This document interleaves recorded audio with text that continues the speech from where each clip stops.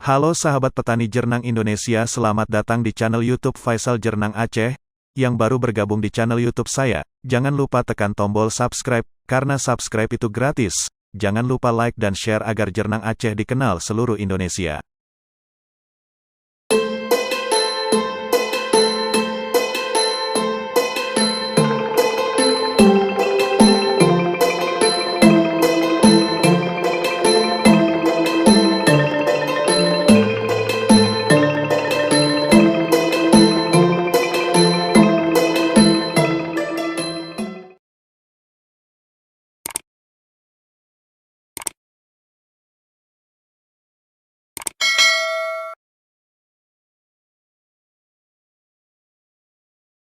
Assalamualaikum petani Jernang Indonesia, apa kabar semua? Semoga selalu dalam keadaan sehat walafiat. Saya hari ini akan membahas sebuah video tentang apa itu jernang.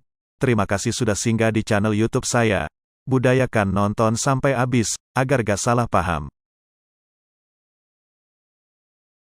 Jernang merupakan salah satu hasil hutan bukan kayu. HHBK, penting, baik sebagai tanaman konservasi maupun sebagai sumber mata pencaharian masyarakat. Jernang telah dimanfaatkan masyarakat sekitar hutan secara turun-temurun, yaitu dengan memanen buah dari hutan untuk diekstrak. Hasil ekstrak, berupa resin ini yang laku dijual sebagai komoditas ekspor yang bernilai tinggi. Indonesia adalah pengekspor resin jernang terbesar di dunia. Permintaan resin jernang asal Indonesia berkisar 400-500 ton, tahun.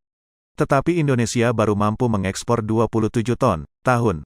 Bahkan permintaan resin jernang Dragon Blood terus meningkat yang disertai dengan peningkatan harga, sedangkan jernang di hutan alam semakin langka akibat pemanenan yang tidak lestari dan berkurangnya kawasan hutan karena perambahan liar dan perubahan fungsi hutan.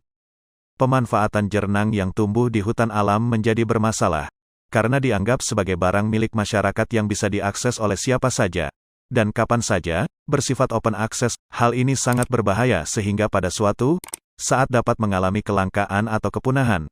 Saat ini, rotan jernang di hutan alam sudah sangat sulit ditemukan.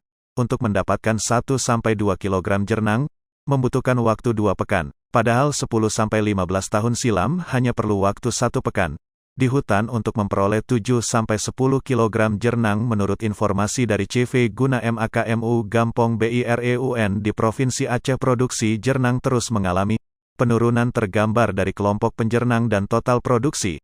Pada tahun 1995, terdapat 20 kelompok penjernang selama 2 minggu per kelompok menghasilkan 10 kek dengan total 220 kg resin jernang kualitas super. Namun tahun 2012 tersisa 10 kelompok yang memperoleh menghasilkan 5 kg kelompok, berarti total resinnya adalah 50 kg. Fakta ini memberi informasi bahwa produksi jernang ke depan tidak dapat lagi sepenuhnya mengandalkan produksi dari hutan alam.